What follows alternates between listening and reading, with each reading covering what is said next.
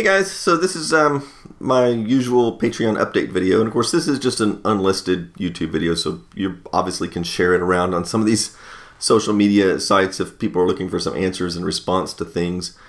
I don't normally engage too much in with critics, but this last month it's like people are chasing me around on the internet with pitchforks and torches and stuff, so I guess I better respond to the angry mob just a little bit with some of these things. First thing I want to tell you about, though, is that most of July and August was consumed by a big project that I had agreed to do for Activision. And even though I'm actually done with that project now, at least from my end, I'm still not allowed to talk about it because it hasn't been entirely publicized yet. So at some point or another, I'll be able to tell you about that. But anyway, point is, it put me greatly behind on a lot of my other projects. And of course, I knew it was going to, but I mean, they were paying me. So I mean, it's not a. I mean, I knew that I would lose some YouTube revenue over it, but like I said, it wasn't that big of a deal since they were paying me. So that being said, though, here we are in September, and I've got a lot of projects that are really behind the schedule, and I'm trying to catch up on things. And unfortunately, none of the videos are going to be ready anytime real soon. The studio build also, by the way, is kind of a I wouldn't say spur of the moment thing, but I would just say it happened at an inconvenient time, but it's still nevertheless something that needs to get done so that I can be more productive. So anyway, point is, I was very rushed, and when I got a call from Raymond saying up at Computer Reset saying, hey, we found this IBM workstation, whatever, maybe you'd like to do a video on it. He told me a little bit. He didn't know much about it other than he said he'd never seen such a thing before, and it seemed kind of interesting. So I'm like, okay, I thought I could use a quick video right now. And for me, a quick video is something I can make in like 10 hours, right? I mean, which is very rare. Most of my videos take me 40 to 80 hours to produce.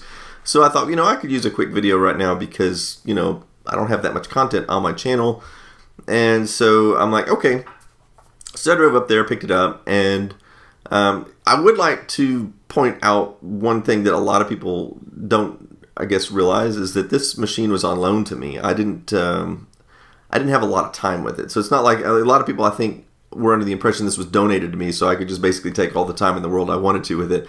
And that's just not the case. So besides all the other projects I was still working on and trying to get finished, this was kind of thrown on top of it. And I thought I could do this in like 10 hours. But then, of course, I found out it didn't work. So I was really expecting to bring back a computer that hopefully worked. Because, a lot of the stuff up there at Computer Reset, well, I'd say most of it does seem to work. I mean, there's definitely some stuff in there that doesn't, but these were like in what looked like, I wouldn't say original boxes, but I mean, you saw the boxes. They looked like they would be packed in a way that they probably worked. So anyway, when they didn't work, of course, I'm like, okay, well, I've already spent the time to drive up there and pick these up. I guess I better go ahead and at least see if I can fix one of them. And, so that brings us to the next point of discussion, and which was the paperclip. So a lot of people are enraged by that, and I think there's a lot of armchair warriors out there right now that are. What I mean by that is, anytime you've seen a news story where something happens to somebody, whether it's like an altercation or an assault or car accident or something like that, you've always where somebody has to make a decision like really quick, and then something happens and all the armchair warriors go, well, I would have done this differently, even though they really don't know because they weren't there, right? But anyway, that's kind of what I feel like is going on right now. So the thing with the paperclip is, I used to be the service manager at a computer store back from 2000 to 2005. And I mean, we got all kinds of crazy things in there that I had to repair. I mean, I must have repaired, 10 computers a day for at least 5 or 6 years straight. And I got a lot of weird all-in-one systems like that. And that was my go-to method to get them to turn on if they had the switch up in the top part. And I must have done that 100 times, and it always worked. On the few times it didn't work, it just didn't work. I mean, it didn't like hurt anything. So, for everyone who's saying that was negligent or careless of me, that's actually a really common procedure to do. And like I said, I had every expectation that it would work. So I don't know. I don't really know how to respond to those accusations. Obviously, if it had worked in the video, nobody would have said anything about it. But because it didn't work, That's why I'm saying it's a lot of armchair warriors, because they're coming out saying, well, it should have been obvious that it wouldn't work. Well, in fact, as soon as that happened, of course, first thing I did is I called up numerous people that I highly respect their opinion on repairing stuff, including like Raymond and Kevin Williams and my brother and several people. And they all said exactly the same thing. It says, oh, well, that's what I would have done. I'm surprised it didn't work. And it seems the consensus on the internet is that perhaps the reason it didn't work was the because I put my meter on there and it showed a dead short when the switch was turned on. But perhaps what's going on, has been suggested by other people, is that it's actually funneling power into a transformer or some kind of something like that. And so that's why the meter was showing a dead short, because maybe it's looking for alternating current, which would create a magnetic field in a transformer or something like that. But in which case, it's still a mystery as to how the power supply knows that the monitor was turned on. I mean, is it like monitoring the current going out to the monitor? Is that how it knows? And if it is, that seems like a really overly complex, convoluted way. I mean, a simple wire and a switch would be like, I don't know, we are talking about IBM here, so I mean, doing things simple is perhaps not always their strong suit. So anyway, I don't know what else to say about the paperclip thing other than it wasn't malicious, it wasn't negligent, it wasn't careless. It was a procedure that I have done hundreds of times, and most electronics enthusiasts I know have done similar things, and it should have worked if it had been any other computer, it would have probably worked just fine. So yeah. Now, having talked about that, I want to point something else out. So a lot of people are saying that I'm arrogant and that I think I'm Mr. Big Shot, know-it-all, all this kind of stuff. And I don't know why people think that. I actually leave these mistakes in my videos. Like, if I wanted to portray myself as Mr. Big Shot, know-it-all, I would just edit that stuff out. I mean, let's be fair. It's actually my humility that tells me to put that stuff in there so that people can see, hey, you know what, this is what you shouldn't do, And there's been many times I've made mistakes in videos, whether it be with a retrobright gone wrong, or whether it be with blowing up a compact motherboard, things like that. I always leave those mistakes in so that people can learn from my mistakes. But the reality is, I could have easily just edited that out and pretended it never happened, but I didn't. So I'm letting you guys see it, and hopefully it's a lesson to people. So then, of course, comes the security screw thing. Now, I actually have, because a lot of people are saying, David, you don't have any security bits? Actually, I have like 100 of them. I just didn't have that one. Actually, at the last job I worked at, I had one of those drivers right at my desk, but I didn't bring it home with me when I quit that job.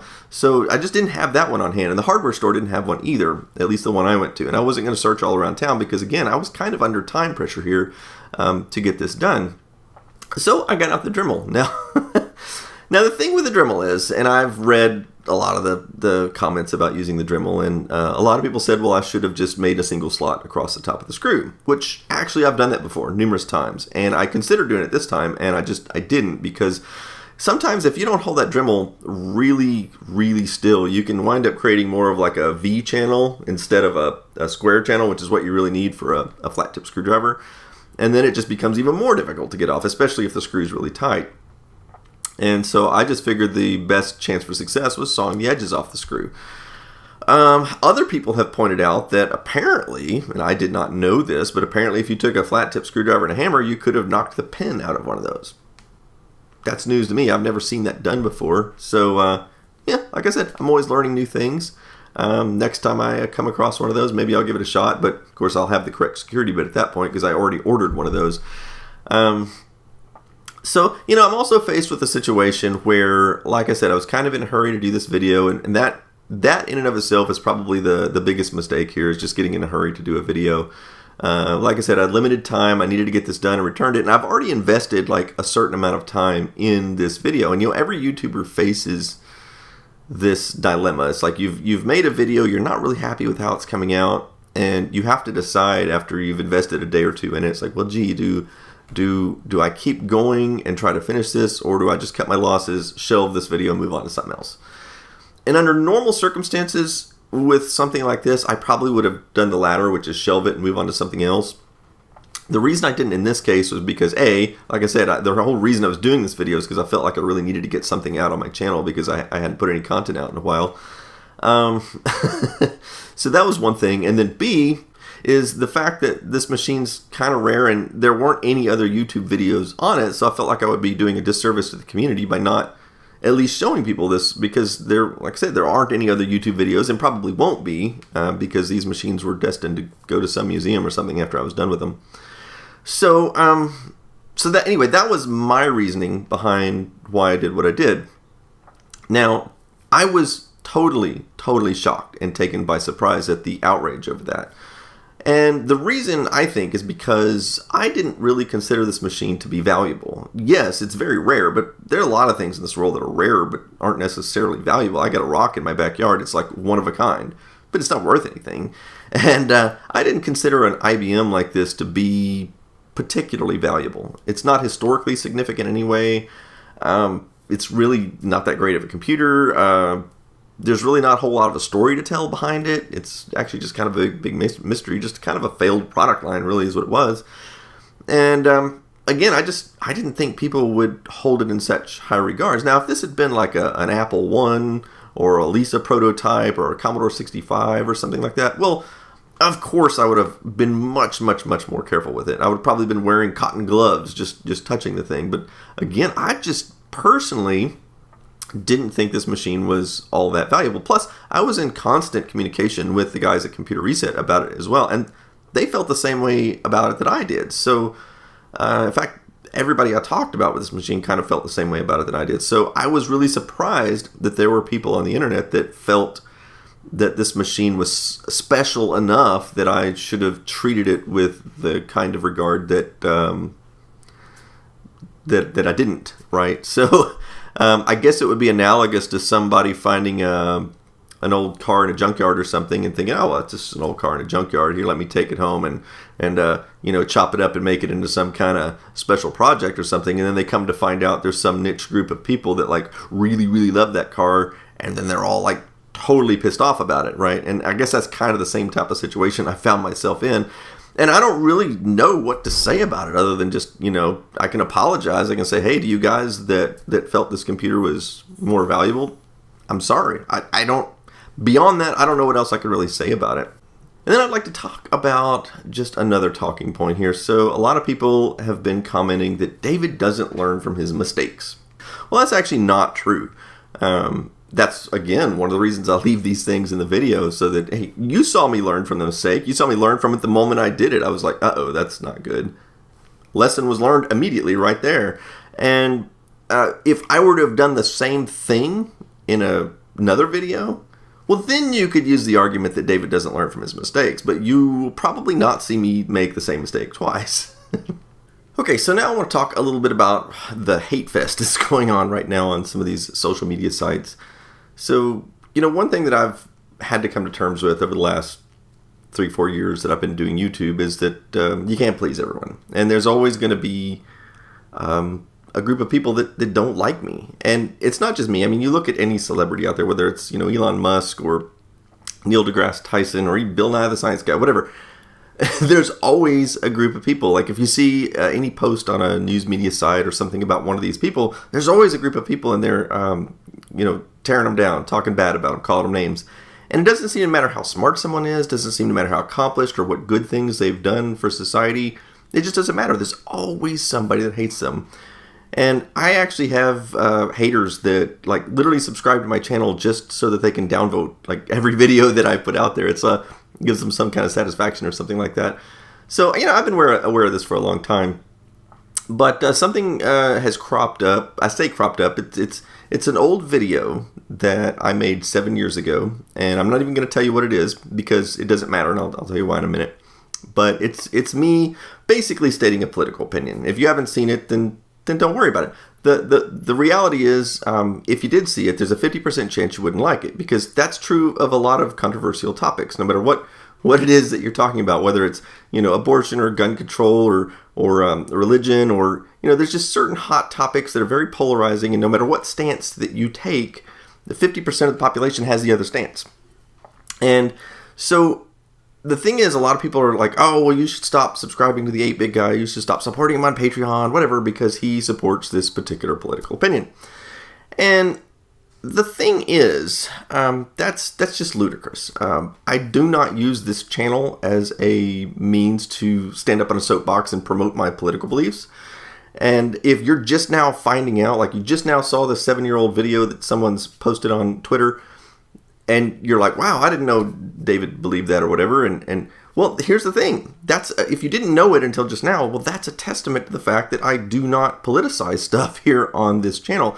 And so if somebody's going to say that they don't support me because of my political belief, well, now, I mean, it would be one thing if I did politicize stuff on my channel, then I could certainly see why people would not want to support me. But being that I don't, I mean, anybody who takes that sort of attitude, they might as well pretty much stop watching any movies, any TV shows, listening to any music, reading any books, because pretty much every celebrity, every writer, every musician out there is going to have some political belief that's different from yours. And you just can't go around saying I'm not going to consume any media anymore just because everybody has a different political belief than me. And like I said, it might be different if that person is using their celebrity status as a means to promote their political agenda, but I don't. Now, I do have another channel that I used to run several years ago. I haven't done anything with that channel in ages, and there is some of that on there, but that's not the 8-Bit Guy, and I don't cross. Well, a long time ago I used to cross promote the channels, but I haven't done that in like years and years. Once this channel didn't really come into focus until like 4 or 5 years ago, and at that point I made a decision that it's got to be completely separate. I'm not going to associate with anything else like that. So anyway, yeah, I mean, this video crops up from time to time, and I'm not even, like I said, I'm not even really going to address the specifics of the issue, because it's one of those topics that really doesn't matter. Like what I say, 50% of the people aren't going to agree with it, right? So I'm not going to waste my time trying to even debate it here. But I did want to at least, address it because people keep asking me about it. But that being said, I also want to talk about the censoring of comments. Now, this is something I don't typically do. Most people know I pretty much leave any critical comments in my videos because I believe in freedom of speech, right? And I'm always open to criticism, and I don't delete critical comments. However, I did disable the comment field on the IBM video because it had just turned into a rat's nest, a hornet's nest, whatever you want to call it, of vile, hateful, hate speech. And it's just full of insults and profanity, and just, there's nothing productive about that at all. There's no, it's not constructive criticism. It's just flat out hate speech. And so I have children that watch my videos, and I don't want them seeing that kind of stuff in the comment field, so I just turned it off. And so I might turn it back on later after some of this has died back down, but that's the reason I turned it off. And I've also been going through the latest video about the video game I made, and I've just been deleting any comments related to that. And if people are on there, coming on there with hate speech, I'm just flat out banning them from the channel. I'm not putting up with it right now. I mean, again, I've always been open to criticism, but if you're just logging in there to call me names and cuss me out and everything, well, I don't need you as a subscriber. I don't need you as a follower on my channel, and I don't need you commenting on my channel. So for those people, that's why I've banned you. It's not something I normally do, but I mean, this has just escalated out of control. And there's one last thing that I want to address. Actually, I've got a comment here. I'm going to throw it up on the screen from Zether. It's not just this guy. There's a bunch of people that have said the same thing, and I think it's worthy of mentioning. It says, I'm glad I'm not the only person who was put off by 8-Bit Guy's constant lack of response to comments pointing out legitimately incorrect things in his videos, sometimes related to repairs. Well, I can see why somebody would think that, but the reality is I have hundreds of videos, and each video has thousands of comments on it. If you do the math, it's like 1.5 million comments out there. It's not humanly possible for me to look at all of those comments and answer every single one of them. But the reality is, after about 24 hours during the first, when I first put a video out, I do actually respond to most comments, including the critical ones, and I try to be as polite as possible about it. But the thing is there's always a lot of people asking the exact same thing or complaining about the exact same thing. And so while I've responded to say 50 or 60 of those, after, 48, 72 hours, those are pushed way down the list in the comments. And so it may look like I'm not responding to comments anymore because the newer people, there's like 1,000 more people asking the exact same question because they didn't look down at the bottom of the comments. And so, and I just don't reply to them. Now, I do reply to the emails when people send those direct to my inbox. And I have, of course, the same problem there. When I put out a video that there's a mistake in, I'll get like 1,000 emails of the same thing. And I usually just wind up doing a carbon copy reply because I don't have time to reply personally to each and every one. And, here's the thing that people don't understand about that. When they email me or they write a comment, sometimes I think a lot of people feel like, well, they're the first person to tell me that. But rarely is that the case. And from my perspective, it's like somebody rings your doorbell, you open the door, there's this line of people out that's like, lined all down the street, and the first guy tells you, hey, guess what? You did this wrong. You're an idiot, whatever. And then you're like, oh, okay, well, you need to address that guy. And then you close the door. Next guy rings the doorbell. You open it up. It's another person telling you the exact same thing. And it just goes on and on and on. After a while, you've already responded to it, but, the other 1,000 people down that line haven't heard it yet. And in fact, my tone tends to change a little bit, like from like the first 10 or 15 people I respond to, I try to be as polite as possible, but, after a certain amount of people, I start to get a little bit more and more and more angry because I know to those people, they feel like they're the first person to tell me. But from my perspective, I feel like I literally have a line of people, one after another, telling me the exact same thing. And it's really, really difficult to remain polite and cordial about it. And, it's something I work on constantly, and I try to be better about that. But it's, most people don't know what it's like. I would have never known what it's like if I hadn't become a successful YouTuber. So it's definitely challenging. The other thing I would like to mention about that is, obviously my videos are never going to be 100% accurate. I've never claimed that they are, but I go through a pretty rigorous process trying to research and get all my information correct. I go out, I ask lots of people, I read lots of articles, I'll jump on Facebook forums and ask experts in that particular area, for their input, whatnot. And then, of course, I release the video to Patreon, and it gets, usually about 24 hours where patrons can watch it. And there's, about 24 hours there for, I don't know, usually a few hundred people, sometimes 1,000 will watch it during that time period. And if there's any mistakes, they'll tell me. And if it's a serious mistake, I'll actually go back and re-edit the video and re-upload it. So if you saw the mistake just out as a general viewer on YouTube, then it already got past me and all my intensive research, all the people I asked, and then it also got past all the patrons that watched it before it wound up on YouTube. And so, it happens though. I mean, there's always this like one weird fact or something that like very, very, very few people actually know. And of course, after I do the video, that person will come out of the woodworks. And sometimes people tell me I'm rude when accepting criticism or even sometimes just new information. But the reality is, and this is something I tried to explain before, like, YouTube does not allow you to like edit a video. Like once it's out there, it's done, right? So, I'm not going to go take a video down that's been up for, several days or a week and put a new one up and edit a bunch of stuff into it. I mean, once the video's done, it's more or less done. So when people come back and they say that they found some extra fact or information about the thing I just did a video on, or they want to tell me I was wrong about something in the video or whatever, well, that's great, but the reality is the video's done. And, I don't often know what to really reply to those people.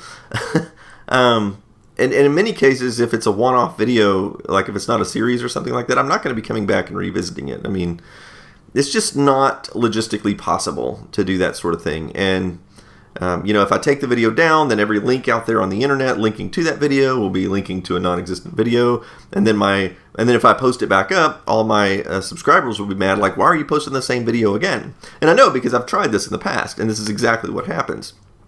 And so it causes a huge mess if I take a video down and re-upload it, and with edits and stuff like this. So I just don't do it.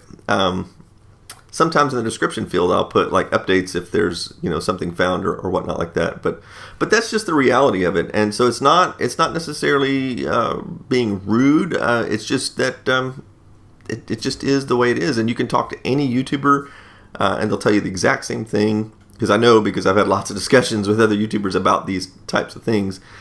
And yeah, I mean, on the bright side, most of my videos are not controversial, but every now and then, one of them is. This last one has probably been the most controversial of any video that I've ever made. And it's just, like I said, totally shocked me.